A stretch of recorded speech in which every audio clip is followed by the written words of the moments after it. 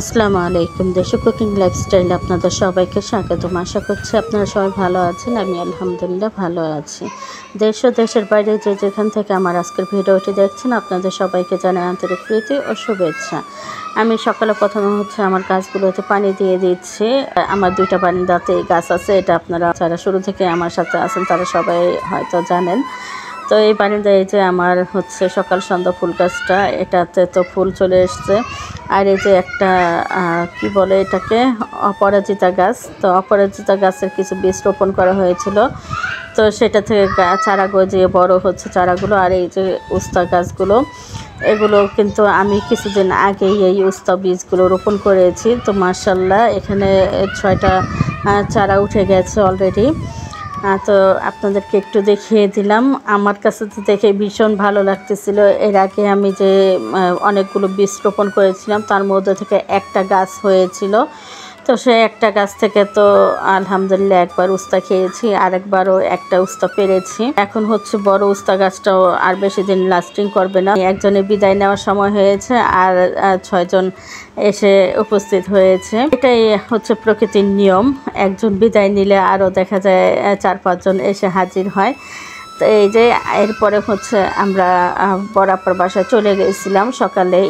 তো আমি যাওয়া রেডি হয়েছে, আমাকে বোরকা পরতে দেখে, তারপর আমার মেয়েকে বোরকা পরতে দেখে আমার বিড়াল সোনা আগেই ওনার ঝুড়ির মধ্যে উঠে বসে আছে, কারণ উনি বুঝতেই পারতেছিল আমরা বাইরে যাব। তো আমরা বাইরে গেলে তো উনি সবসময় আমাদের সাথে বাইরে যাওয়ার জন্য প্রস্তুত হয়ে থাকে। তো আপনারা নিশ্চয়ই দেখতে পেয়েছেন কিভাবে গুটিসুটি হয়ে উনি ওনার খাঁচার মধ্যে বসে গেছে। তো এভাবে ওনাকে নিয়ে আমরা যেখানেই যাই এভাবেই নিয়ে যাই। তো এরপরে বরাবর বাসায় এসে আমরা নাস্তা করে নিয়েছি। তারপরে দুলাভাই এই যে বাজার করে নিয়ে এসছে কিছু, সবজি বাজার। তো এখানে নিয়ে এসছে লাউ, তারপরে এনেছে চিচিঙ্গা, তারপরে এনেছে উস্তা, পটল, তারপরে ঢেঁড়স, কিছু লেবু নিয়ে এসছে। কারণ এখন যে পরিমাণে গরম পড়েছে, তো এখন প্রতিদিনেই একটু লেবুর শরবত খাওয়াটা প্রয়োজন। কেননা আমাদের কিন্তু অতিরিক্ত গরমের কারণে শরীরে যে ঘাম হয়, তো ঘাম হওয়ার কারণে কিন্তু শরীরে পানি শূন্যতা দেখা দেয়। যার কারণে একটু বেশি করে শরবত বা পানি জাতীয় খাবারগুলো একটু বেশি খেতে হয়, যাতে পানির ঘাটতিটা পূরণ হয়। তো এখানে আমার মেয়ে শরবতটা বানিয়ে নিয়েছে, লেবু শরবত। এখানে অনেকগুলো লেবু শরবত বানিয়ে নেওয়া হচ্ছে, কারণ আমরা এখানে যারা ছিলাম, আমার বরাবর বাসার, তারপর আমরা সবাই একসাথে খাবো লেবু শরবতটা সবাই মিলে। তো সেই জন্য একটু বেশি করে করা হচ্ছে। আমি বললাম একটু বেশি করে নাও। আমার মেয়েকে বলেছি যে একটু বেশি করেই করো শরবতটা, তাহলে দেখা যায় আমরা যা খাওয়ার খাবো, আর যা থাকে ফ্রিজে রেখে দিলে তোমার বড় আম্মু আবার খেতে পারবে। তো আমার মেয়ে আজকে শরবতটা বানিয়ে নিচ্ছে। আর আমার মেয়ে আমার বড় আপাকে আম্মুই ডাকে, বড় আম্মু ডাকে, আর দুলাভাইকে ডাকে বড় আব্বু। ও কখনোই খালামণি বা খালু এসব ডাকে না। ও প্রথম যখন কথা বলা শিখেছে, প্রথম যখন বাবা মা বলা শিখেছে, তখন আমার বড় আপাকে মা ডেকেছে আর আমার দুলাভাইকে বাবা ডেকেছে। তো সেই থেকে ওর কাছে এরাই বাবা মার সমতুল্য।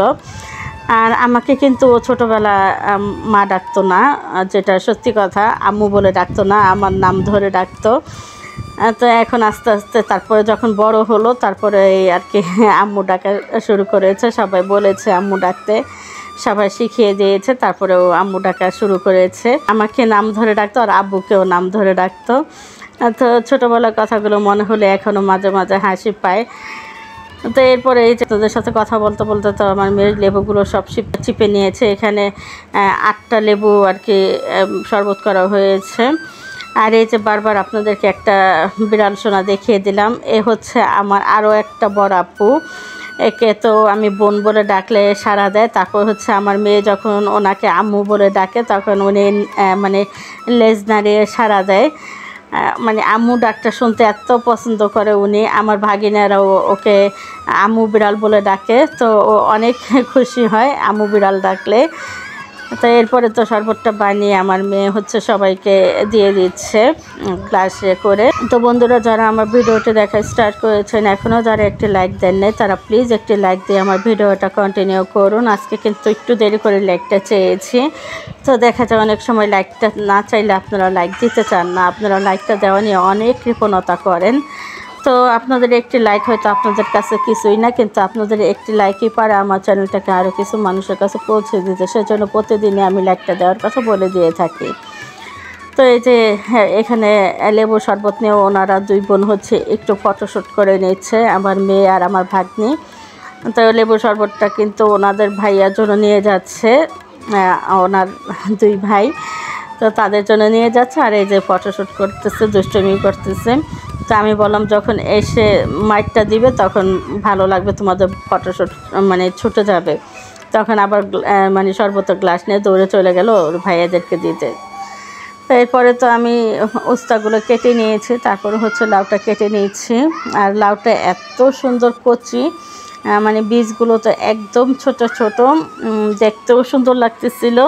আর লাউটা রান্না করতে গিয়ে একদম গলে গেছে, আর খেতে এত ভালো লেগেছে, ভীষণ ভালো লেগেছে। লাউটা একটু মিষ্টি মিষ্টি লেগেছে, খুব ভালো লেগেছে খেতে।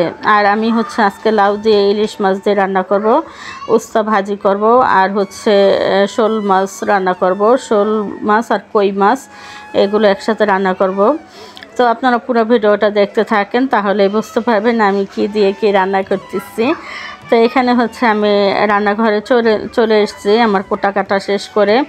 তো আমাকে আমার ভাগ্নি হচ্ছে পেঁয়াজগুলো কেটে দিয়েছে, অনেকটা পেঁয়াজ কেটে দিয়েছে। তো রান্নাবান্নার ক্ষেত্রে হচ্ছে যদি একটু কোটা কাটা কেউ হেল্প করে তাহলে কিন্তু রান্নাটা খুব তাড়াতাড়ি হয়ে যায় আর সহজও মনে হয়।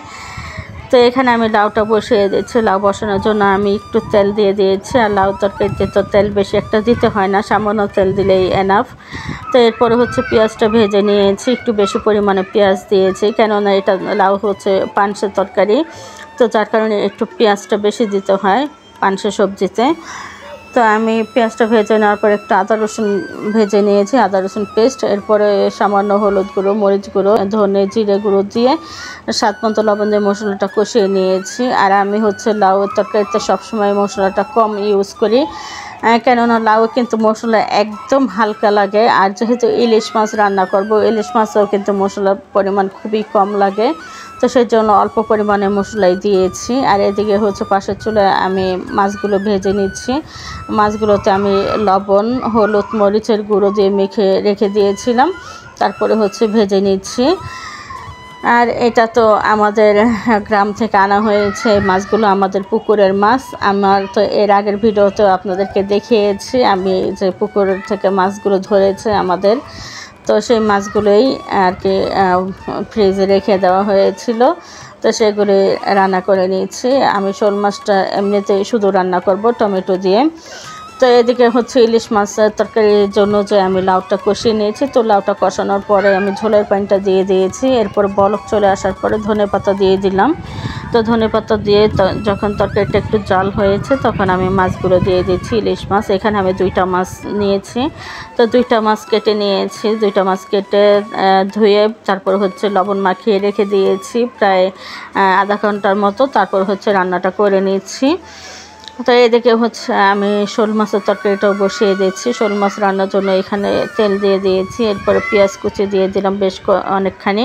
তো পেঁয়াজটা ভেজে নেওয়ার পরে এখানে আদা রসুন পেস্টটাও ভেজে নিয়েছি, তারপরে দিয়ে দিলাম টমেটো আর কাঁচামরিচ। এখন টমেটো আর কাঁচামরিচটা একটু ভেজে নিব, তারপরে দিয়ে দিলাম সামান্য পানি যাতে মশলাগুলো পুড়ে না যায়। তো এখানে আমি হলুদ গুঁড়ো, মরিচ গুঁড়ো, ধনে গুঁড়ো, জিরে গুঁড়ো সব কিছু দিয়ে মশলাটা ভালোভাবে কষিয়ে নিব। তো এখানে একটা শিং মাছ ছিল, শিং মাছটা বড়ই ছিল, তো শিং মাছটা 2 পিস করে নিয়েছি। তো শিং মাছ তো আমরা ভাজি না, তো শিং মাছটা আমি মশলার সাথে একটু কষিয়ে নিচ্ছি। তো এরপরে হচ্ছে তরকারিতে ঝোলের পানিটা দিয়ে একটু বলক মানে এনে নিয়েছি, তারপরে হচ্ছে মাছটা দিয়ে দিয়েছি। তো এদিকে তো শোল মাছের তরকারিটা রান্না করা হয়ে গেছে, এখন আমি একটা পাত্রে ঢেলে নিচ্ছি। তো বন্ধুরা, যারা আমার ভিডিওটি আজকেই প্রথম দেখতেছেন, যারা আজই প্রথম আমার চ্যানেলে ভিজিট করেছেন, তারা চাইলে আমার চ্যানেলটি সাবস্ক্রাইব করে আমার পাশে থেকে যেতে পারেন। আমার চ্যানেলটি সাবস্ক্রাইব করে পাশে থাকা অল নোটিফিকেশনটি সিলেক্ট করে রাখবেন, তাহলে যখন আমি নতুন ভিডিও আপলোড করবো সঙ্গে সঙ্গে নোটিফিকেশন আপনাদের কাছে চলে যাবে, তখন আপনারা আপনাদের সময় সুযোগ মতো ভিডিওগুলো দেখে নিতে পারবেন।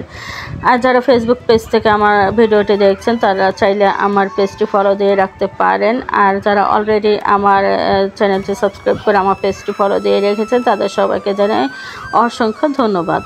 তো এদিকে তো আমি 2 পিস মাছ ভেজে নিয়েছি, 2 পিস মাছ ভেজে তুলে রাখলাম। এটা হচ্ছে আমাদের 2টা বাবু আছে, সেই বাবু 2টার জন্য। তো এরপরে হচ্ছে মাছ ভাজা তেলের মধ্যে উস্তাটা ভাজি করে নিয়েছি। আমি উস্তা ভাজিতে প্রথমে 2টা মরিচ ভেজে নিয়েছি, শুকনো মরিচ। এরপরে উস্তাটা দিয়ে উস্তার উপরে পেঁয়াজ আর কাঁচামরিচটা দিয়ে দিলাম, আর দিয়ে দিলাম স্বাদ মতো লবণ। তো আজকে উস্তা ভাজিতে আমি আলু দিই নাই, শুধু উস্তাটাই ভাজি করে নিচ্ছি। আমাদের যে 2টা বাবুর কথা বললাম, এই বাবুগুলো কিন্তু একদমই ছোট না। এই বাবুগুলো হচ্ছে একজন হচ্ছে অনার্স 3rd ইয়ারে পড়ে, আর একজনের পড়াশোনা শেষ, উনি হচ্ছে জব করতেছে। তো এই বাবুর 2টার জন্যই আমি মাছটা ভেজে নিয়েছি, কারণ এই বাবু 2টা হচ্ছে লাউ তরকারি খাবে না বলতেছিল, সেই জন্য আর কি মাছটা ভেজে দিয়েছি। তো এরপরে কিন্তু ওনারা লাউ তরকারিটা বেশ পছন্দ করে খেয়েছে, বিশেষ করে বড় বাবুটা অনেক পছন্দ করে খেয়েছে। তো বাচ্চারা যত বড়ই হোক না কেন, বাবা মার কাছে বা খালা মামা চাচা ফুপু এদের কাছে কিন্তু বাচ্চারা সবসময় ছোটোই থাকে, বাবুই থাকে। তো সেই জন্য বললাম বাবু। এরপর তো রান্নাবান্না শেষে আমরা সবাই এখানে খেতে বসে গিয়েছি। তো অ্যাকচুয়ালি কাউকে তো ভিডিওতে দেখাই না তেমন একটা, বিশেষ কিছু সময় দেখাই, তো এরপর এর ছাড়া কিন্তু দেখানো হয় না। তো এখানে আমি খেয়ে নিয়েছি, এখানে উস্তা ভাজি নিয়ে নিয়েছি, আর ফ্রিজে কি বলে কালো জিরা ভর্তা ছিল আর শুটকি ভর্তা ছিল, সেগুলো নিয়ে নিয়েছি।